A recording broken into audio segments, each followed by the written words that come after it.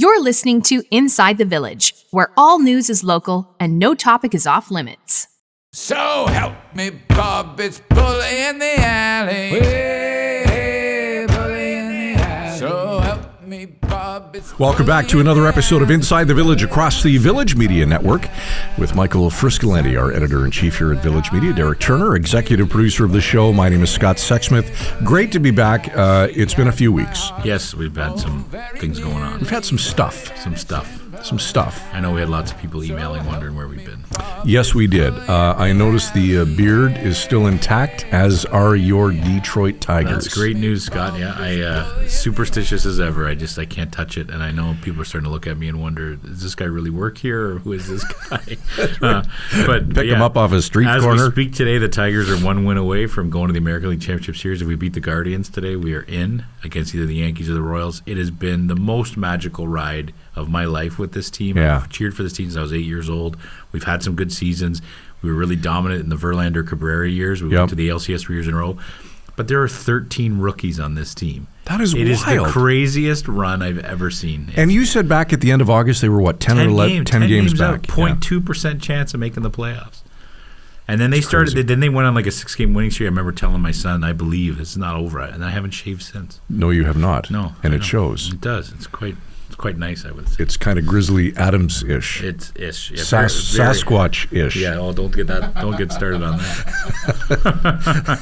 Peanut gallery back there. Speaking of beards. That's right. I know. In your honor, I was at the Calgary airport, and I was watching the Tigers game on my phone. Were you? And watched them hit the 3-run shot in the top of the ninth. It was amazing, eh? The Calgary airport did not go wild. Nobody cared, eh? Nope. I would argue that there's no better playoffs than playoff baseball. There's just something different. The whole game is different than a regular season game. I know everyone loves hockey playoffs and all that, but man, baseball playoffs. Well, it's funny you say that because, Kim said to me, why are you watching the Tigers? It's a fair question. Yeah. But there's something about... Because my other wife likes the Tigers. That's right. My work wife loves the Tigers. But there is something, you're right, about playoffs in any sport. NFL, I don't watch NFL, but I will watch the playoffs and watch Super Bowl. There's a different vibe to it. Yeah. Well, I was...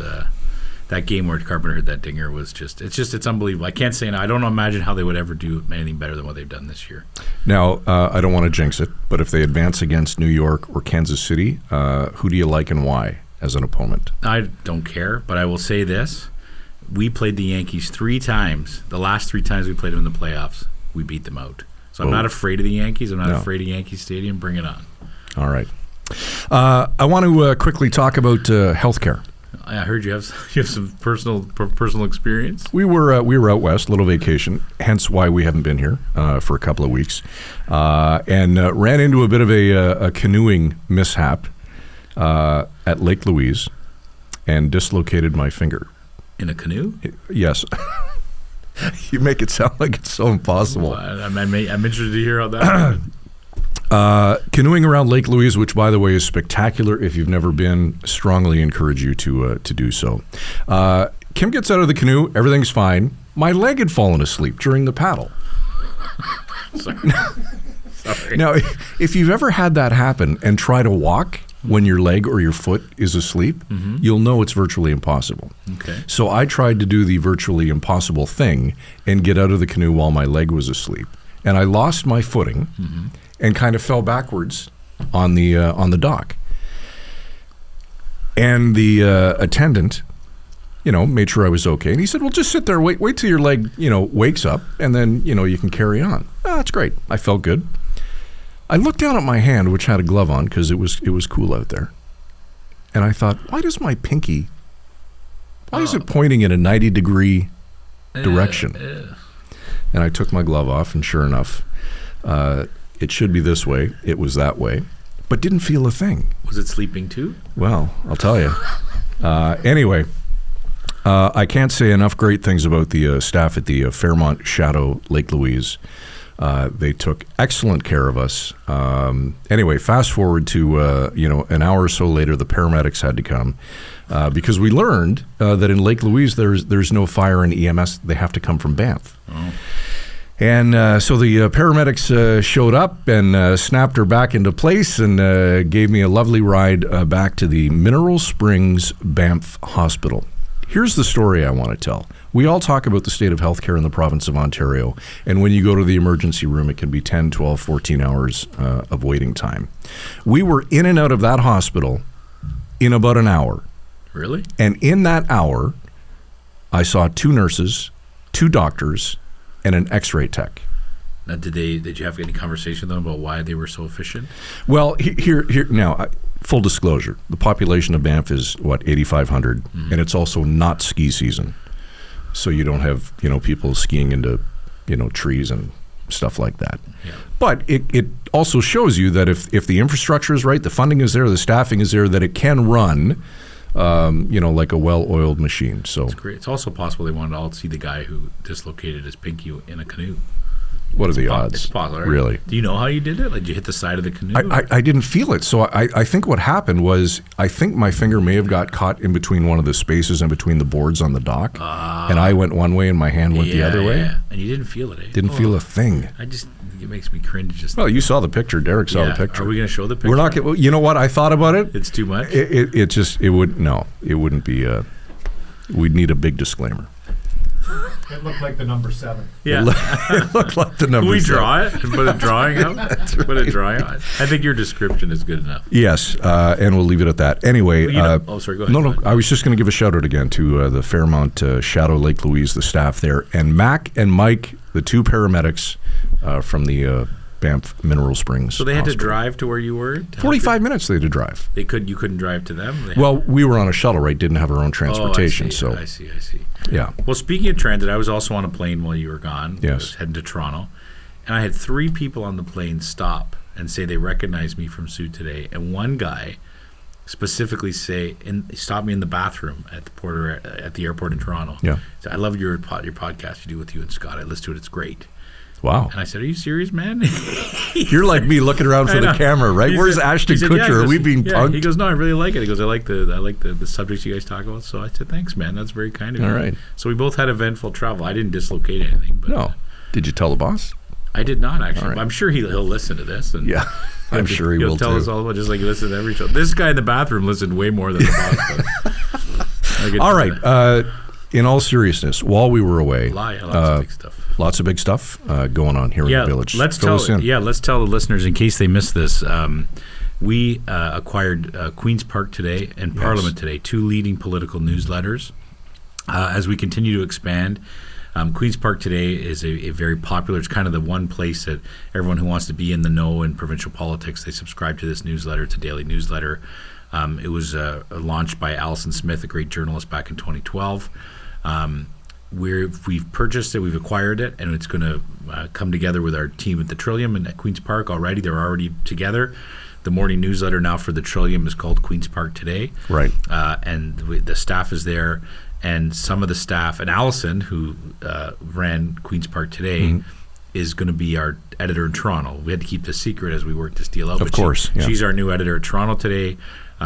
She also owned Parliament Today, which is we now have a bureau on Parliament Hill for the first time ever, Village Media. So all this came together all at the time where we're about to launch in Toronto later this month. So we now have our editor in place. We have our team in place there pretty much. We've hired everybody we're going to hire. A little bit more on that later. But we have our team in place there. We already talked to Aiden back on the show a few weeks ago. He's one of the reporters there. We mentioned Alex Flood, who's part of the team there. So that's in place. Spaces is days away from launching in Sault Ste. Marie for the first site where it's going to go. So all this is happening at the same time, and it's just a super exciting time for Village Media right now. It's just, we couldn't be more excited about the things that are happening. And Toronto Today is one of those things, and it's going live. I believe right now the date is end of October. There's a date. I don't want to say for sure because I don't want to be wrong. I don't want to be wrong about it. But if you haven't checked it out already, torontotoday.ca, the welcome page is there. You can sign up for our daily newsletter called The Stir. It comes out every morning at 11 a.m. It's a great read. Yep. And we just couldn't be happier with how things are going. And I had a meeting today. We have community advisory boards on all our sites, like people in the community who talk to us, and we're meeting with them all, scheduled meetings over the next few months. And I met with the team in Milton today with Steve LeBlanc, who's our editor there. And just the feedback it just lifts you up, Scott. Yeah, Just so happy to have real local journalism, people on the ground in the community telling the stories that the community wants to hear about, people who live in that community, who work in that community, who make that community an amazing place. And just people had so many nice things to say about how they wait for that 3 p.m. newsletter to come. Yeah. And it was great. So I'm feeling great this morning. This afternoon. There's a lot going on. Well, it may be dislocated, but we do have a finger on the pulse of what's going on in our communities. And all of this stuff happening, and at least one person at Billy Bishop in the washroom watches the show each week. That's pretty good. Speaking of flying, before we head to break, because we've both been on planes, seat reclining on an airplane.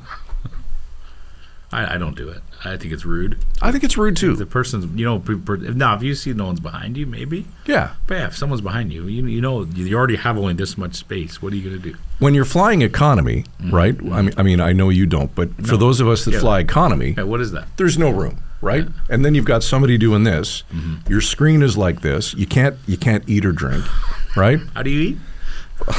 Well, when somebody's reclining in front of me, that's how I'm eating. Huh. ITV at villagemedia.ca. What do you think? Yeah. Is it a bad move to recline your seat on an airplane? I can't wait for the emails. By the way, Prime Minister Stephen Harper on our plane coming back. Oh, yeah? Did you talk to him? I didn't. Why not? Found it odd, though, that he didn't have security with him. I'm sure he did. Just didn't see it. Was he flying economy? He was not flying. See, he's not eating like this. No, he knows. No. Did he have a seat reclined? Didn't check. You know what? I say that flippantly, but I don't know if former prime ministers have security. Well, I did the research, and it turns out that unlike a president in the United States that always has security for the rest of their life, in Canada, the former prime minister has the choice. So they can have it ongoing, or if they need it for an event, but it is not mandatory. Interesting. There you go. Oh, thanks for that, Scott. You're welcome. Okay, to today's show, we're going to talk real estate with Diana Mock, a professor of real estate at the University of Guelph, with an interesting perspective. There'll be no shortage of things to talk about. It's the thing that everyone in Ontario is talking about still, and she has some interesting things to say. All right, we got to get a break in. We're back with Professor Diana Mock from the University of Guelph when ITV returns right after this.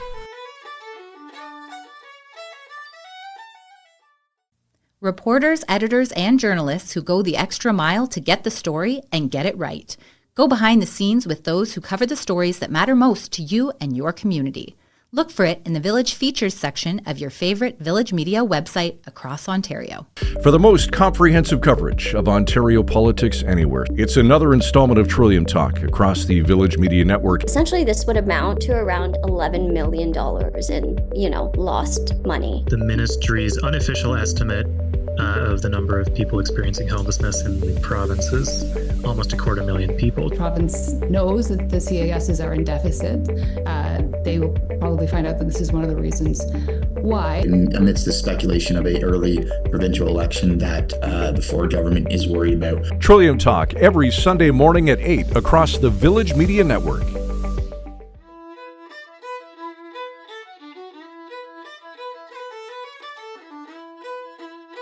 Back on Inside the Village across the Village Media Network with Michael Friscolanti, our editor-in-chief. I'm Scott Sexsmith. Very pleased to have with us Diana Mock. Diana is the professor of real estate at the University of Guelph. Professor, we appreciate you joining us on the show today. Welcome. Hello, everyone. You're very welcome. Professor, your teachings focus obviously on real estate. Housing has been such a hot topic as of late. I'm sure that you have no shortage of lectures these days. It's such a hot topic among students. In fact, in the last 10, 15 years, I always had students working on a term project, choosing their own topic. What do you want to talk about in real estate? Housing. Housing, yeah. So is that the right title, Professor? You're professor of real estate? Yes. That's amazing. So what kind of stuff, these are dumb questions, but what kind of courses would you teach? Well, to be honest, I just joined Guelph. Mm-hmm. Before joining Guelph, I've been teaching finance and real estate finance with Western for almost 20 years. And this year I'm new with Guelph, and right now I'm doing market analysis and That was the other one in urban economics. So I can imagine you have no shortage of when you must read in the headlines every day about the issue that you know best, right? I mean, it is the topic, like Scott said, that everyone's talking about. Do you find yourself reading the news every day, trying to figure out what the latest thing the government's promising to do? The news comes to me. Yeah. They just flash right into my face. All right, something about housing again. Yeah, absolutely.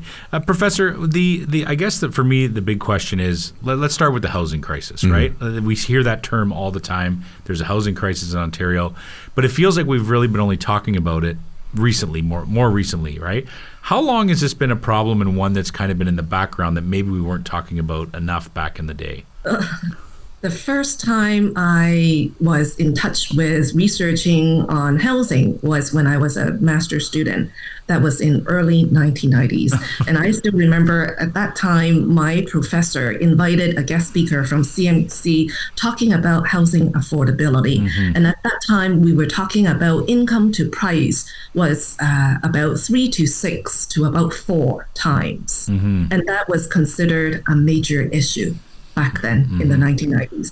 And now when we talk about housing affordability crisis, it is about 10 times of income.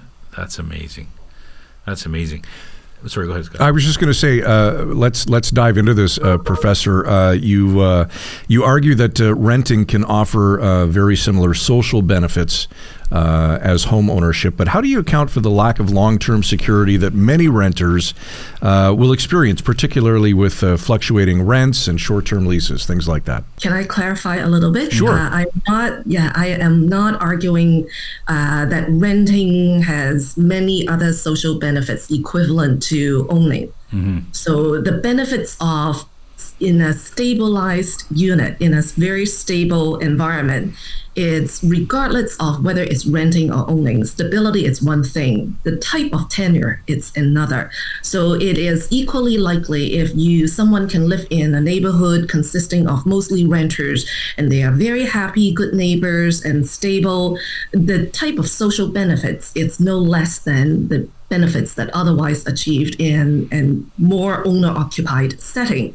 Or on the other hand, if I argue the other way, it might be a neighborhood consisting of mostly homeowners in an arbitrary situation. Some of the homeowners might be shortage of cash or money, or not anticipating some of the costs associated with home ownership, such as maintenance or paying all the dues diligently. So the house is not well upkept, that neighborhood is not as stable. So the type of non-financial benefits in that situation could no more than in a rental setting, for example. So what I'm trying to say is security, stability, normally people like to associate with ownership, but it's not necessarily the case.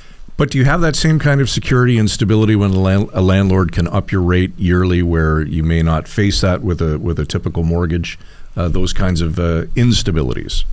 I don't want to get into that aspect, but part of the rationale in the past when provincial governments, for example, with rent control, that's the issue.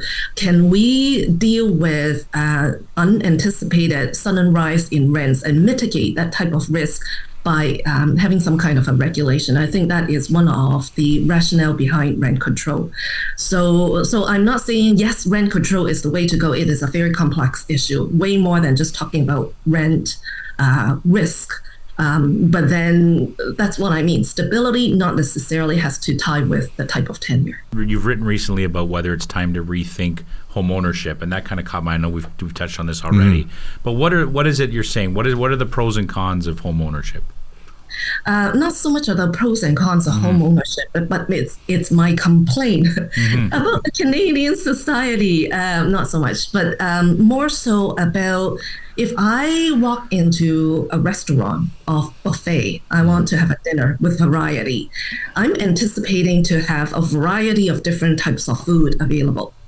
But then if I walk into the Canadian society now, looking at not owning a home, but living in a Canadian society, the type of tenure and title that I can enjoy from living in a home are predominantly just two types. Either you own or either you rent. And there is a lack of variety for us to think outside the box. What other types of title can we achieve from living in a house aside from just either buying or renting? Are there other types? Are there other ways? Not popular at the moment, but it does exist in very small segments of the Canadian housing market, mostly among elderlies. And I'm not promoting it, but I'm just saying that we can think outside the box and think about other ways. For example, the one that I am about to quote, it's like a life lease. There are, of course, benefits and disadvantages to any form of tenure, including life lease, including home ownership, or including rental. But life lease, at least, is something that allows you to purchase a title to the use of the property when you are still alive, and also allow you to sell it. But although without the capital gain that you might otherwise enjoy in a home ownership setting. But the fact that you purchase it means that you can build that stability like the way we build in home ownership. So this is one alternative. I am not saying it's the best or the solution, but let's think about other creative solutions, just like one of these. And sorry, what is it called? A life lease? A life lease. And I'm sorry, I've never heard of it. Yeah, if you could tell her. Yeah, it's slightly getting more traction in the market these days, especially among elderly homes. That elderly's in anticipation planning for more long-term care can purchase title as if almost like owning, but it's actually a purchase of the entitlement to the use of space from a sponsor. But you don't own it. You just enjoy the user right. You enjoy, okay. So would you buy Yeah. So would it be like an apartment you'd be buying the lease for, or? It depends on what is being built. In most of the units or the developments, I understand among senior homes, these are mostly apartments. Okay, so sorry, can I go? No, go ahead. So, are there other creative ways that other outside of the box ways we should be thinking about the housing crisis besides these options? I wish I have the solution in crystal ball. Yeah. But one thing is, we keep saying that income is not increasing as fast as the housing prices, and that's one of the major hurdle. And I think beyond that, it's not only about income not increasing fast enough, but it's about our savings. Do we have alternative ways of savings? And it's popular and easy to understand, so that younger people or potential first-time home buyers, they diligently, when they save up towards a down payment, they would not wake up one day and discover, I thought I saved for 40% or 30% for down payment, but it's now not enough to even cover 10% of the house that I want to purchase. So what are some of the financial instruments that at the very least easy to understand, accessible by young people, so that when I save, I know I'm saving towards something I can afford? Professor, last month the feds announced expanded eligibility for first-time home buyers where a 30-year mortgage is concerned. Does that concern you? Yes and no. In the short run, it is like a Band-Aid solution, in the sense that home ownership always consists of two things, like the traditional way, right? Obtaining a mortgage means that I need to manage my cash flow on a periodic basis. So this is a day-to-day maintaining my budget. On the other hand, it's about your asset on your balance sheet. So with a 30-year mortgage loan, that means same amount that I'm borrowing, now it's being amortized or spread out in repayment over a long period of time.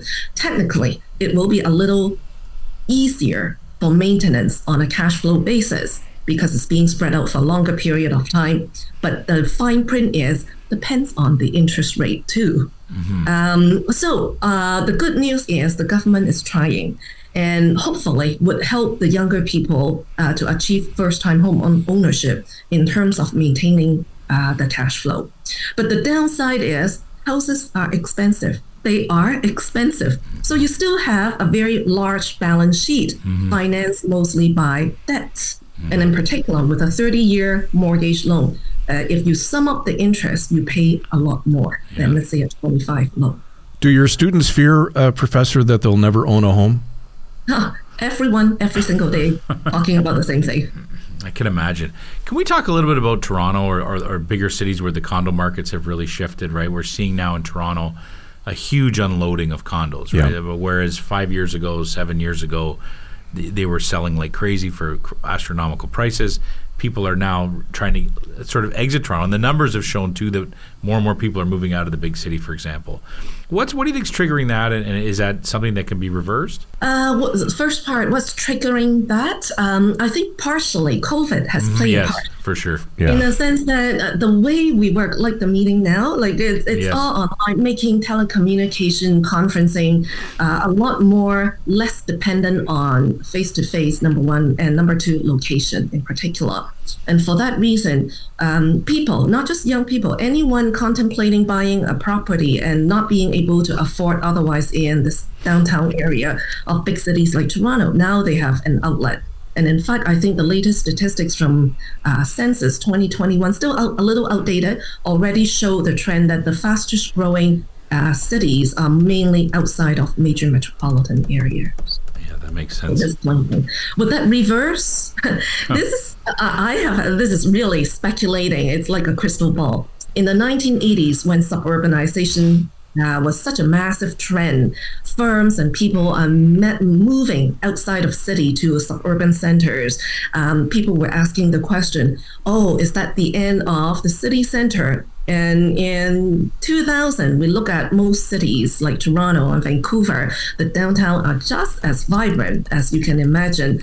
So it's just a cycle. People move out, people coming back in, and people move out and coming back in. That's a great point. Great point. Is there anything we didn't ask you, Professor? I mean, we could talk for hours about real estate, especially in Ontario, but are there things that maybe are in the news all the time that maybe there's an angle to it that we're not thinking of, for example? It's actually nothing much. But then one thing is, when you asked me the first question about, how long have we been worrying about affordability? Is it really just the recent trend? Not really. It's just all of a sudden, it just pops up in the news every single day. That makes it such a hot topic. People were not paying attention. And then one day discover everything just happened under the nose. And now it's realizing the pain. All right, good stuff. Diana Mock, professor of real estate at the University of Guelph. Thanks for this. Enjoyed the discussion. Thank you for having me.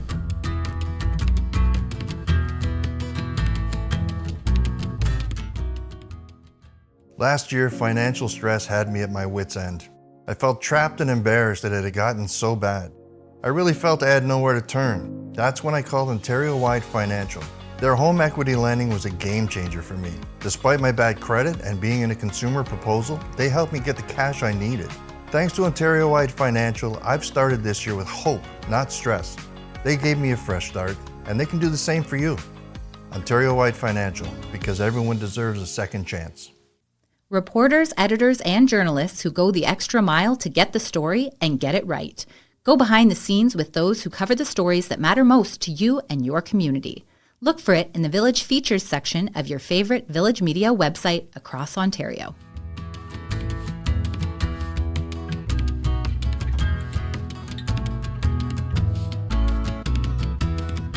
All right, back to wrap Inside the Village for another week. October the 10th already, 2024. Interesting to see when you talk to somebody like Tim Hudak, pro buy a house from the Ontario Real Estate Association, who's leaving his post, by the way, if he hasn't already, versus what Diana just contributed to the conversation, which was lots. Yeah, it's interesting. It would be interesting to take one of her courses. It would be. To be like a real estate student. Yeah. I don't know. It's I understand that there is the debate. There's always been the debate between buying and renting and the pros and cons, right? And there are many, right? And there are, but in this age of where, we see the rent eviction problem going on, where you can have an apartment forever, and then all of a sudden the new owner says, "Well, I got to renovate. So you're leaving." And, and I'm going to jack the rate 3 times. There's no stability in that. Like, at least in your own home, if you're lucky enough to have one, it's yours, and you can try to keep it maintained and all those things, but you're kind of at the whim of your landlord, no matter where you are, right? And that's the challenge, right? But I see what she's saying is that we don't have to just build neighborhoods full of homeowners. We can build neighborhoods for renters, or It was the whole stability thing, though, that when you own a home, you have that stability. Yes. At least for a period of time, 5 years, whatever it is, whatever your term is with the bank, versus renting where a landlord can come in every year and that's true. Jacket whatever the province says that they can. That's true. Or in a state of a rent eviction, like you alluded to. Yeah. I just wonder, we're still going to be sitting here talking about this issue forever. Oh. I mean, it's not like all of a sudden housing is going to become affordable in this province. No. Right? And she's right. It's always been an affordability issue. Yes. Right? It's just different perspectives and timing, and it's all about, subjectiveness and, true. What is affordable and what isn't. That's true. I know this. I would not want to be a young person in 2024 trying to scrimp together a down payment. No, you could barely scrimp together rent, let alone down payment. And whether it's stretched out over a 20, 30, or was there not at one point a 40-year mortgage available, and then the banks or the government quashed that? May have been. Yeah. Not sure. That'll be next week's episode. The death of the 40-year mortgage. And we'll be here to talk about it. All right. Let's, as Derek says, put a bow on this. All right. Wrap it up for another week. ITV at villagemedia.ca. Good to be back. And hopefully we will be next week as well. For Michael Friscolanti, Editor-in-Chief at Village Media, Derek Turner, Executive Producer, I'm Scott Sexsmith. Thanks for watching. We'll see you next time on Inside the Village. You've been listening to Inside the Village. Frisco and Scott's Wardrobe, provided in part by Moores, Sault Ste. Marie.